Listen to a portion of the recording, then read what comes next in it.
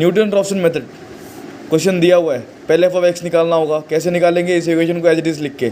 Second step में अपन निकालेंगे F of zero.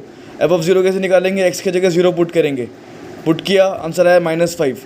अब हम निकालेंगे एफ ऑफ वन, जीरो के consecutive term. F of one निकालने के लिए एक्स की जगह 1 पुट करेंगे, वैल्यू आई -2। ये भी नेगेटिव, ये भी नेगेटिव, कोई चेंज नहीं हुआ, तो हमको एक वैल्यू और लेनी पड़ेगी। तो हम निकालेंगे एफ ऑफ 2। कैसे निकालेंगे? यहाँ पे एक्स की जगह 2 पुट करेंगे, सॉल्व किया, आंसर आएगा 7। ये नेगेटिव, ये पॉजिटिव, तो हमें हमारे दो वैल्यूज़ मिल गए 1 एंड 2। तो हमारा जो रूट है वो कहाँ लाई करेगा? 1 और 2 के बीच में। ओके, सेकेंड स्टेप, डेरिवेटिव निकालना। इक्वेशन था x³ + 2x - 5। हमें निकालना है डेरिवेटिव, मतलब एफ ऑफ एक्स। कैसे निकालेंगे? x³ यहाँ पे लिखा हुआ है मैंने, x³ का डेरिवेटिव 3x², 2x का डेरिवेटिव 2 और -5 का 0, तो डेरिवेटिव क्या हो गया? 3x² + 2। तो हमें एफ डैश ऑफ एक्स पता है, एफ ऑफ 1 पता है, एफ ऑफ 2 पता है। आगे बढ़ते। So this is the formula of Newton Raphson method. But उससे पहले हमें निकालना पड़ेगा x0 की वैल्यू, तो अपन x0 की वैल्यू निकालते हैं।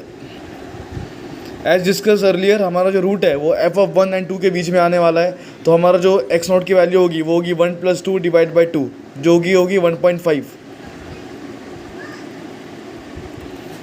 अब हमें x0 पता है जो है 1.5। एफ ऑफ x0 निकालने के लिए हमें इस इक्वेशन में, ये था एफ ऑफ x, हमें यहाँ पे x0 की वैल्यू पुट करनी पड़ेगी। तो x0 की वैल्यू 1.5, एफ ऑफ x था हमारा x³ + 2x - 5। F of x0 डालना है तो इसमें अपने 1.5 पुट करना होगा।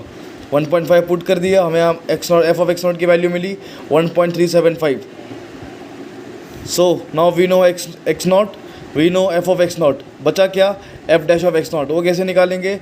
यही थी equation f naught of x की। यहाँ पे 1 पुट करेंगे 1.5 की वैल्यू, x0 मालूम था, एफ डैश ऑफ x की वैल्यू मैंने यहाँ पे लिखी है 3x² + 2। यहाँ पे मैंने पुट की 1.5, तो 3 × 1.5, यहाँ पे 2, आंसर आ गया मेरा 8.75।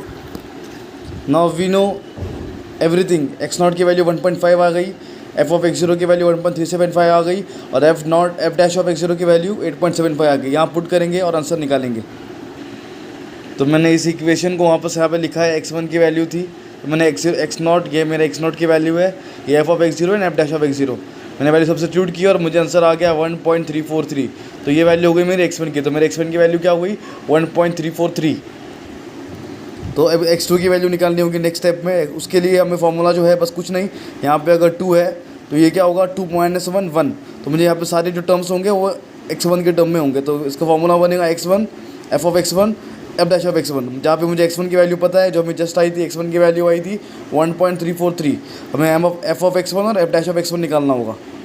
तो जो हमारा एफ ऑफ x था वो था x³ + 2x - 5। हमने एफ ऑफ x0 निकाला था, यहाँ पे x0 की वैल्यू पुट करके अभी हमको एफ ऑफ x1 निकालना है। तो हम x1 की वैल्यू है 1.343, जो हम इस इक्वेशन में पुट कर देंगे। तो क्या होगा? 1.343 का क्यूब + 2 × 1.343 - 5, जिसका आंसर होगा 0.1083। तो अभी हमें एफ ऑफ x1 की वैल्यू पता चल गई। यहाँ पे लिख लेते हैं फटाफट। x1 की वैल्यू क्या आई थी? 1.343। इधर लिख लेता हूँ मैं। एफ ऑफ x1 की वैल्यू अभी जस्ट निकाली, क्या है? 0.1083। यहाँ लिख लेता हूँ मैं। सो नाउ वी हैव x1 का वैल्यू, एफ ऑफ x1 का वैल्यू, बचा है एफ डैश ऑफ x1, जिसे हम कैसे निकालेंगे? हम एफ डैश ऑफ x वाले इक्वेशन में पुट कर देंगे वैल्यू ऑफ x1 की, तो हमें एफ डैश ऑफ x1 मिल जाएगा। तो अब हम यहाँ पे पुट करेंगे 1.343 पुट किया हमने एफ ऑफ x1 की वैल्यू यहाँ पे इस इक्वेशन में।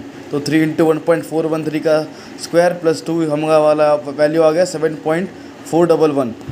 ये वैल्यू हम लोग यहाँ लिख देंगे। फिर हमारे पास सारे वैल्यूज़ अवेलेबल है, बस हमें इसको सॉल्व करना है, आंसर निकल जाएगा। तो इसको सॉल्व करने के बाद हमारे पास आंसर आता है 1.329। तो हमारे पास x2 का वैल्यू है। अब हम नेक्स्ट निकालेंगे x3 का वैल्यू।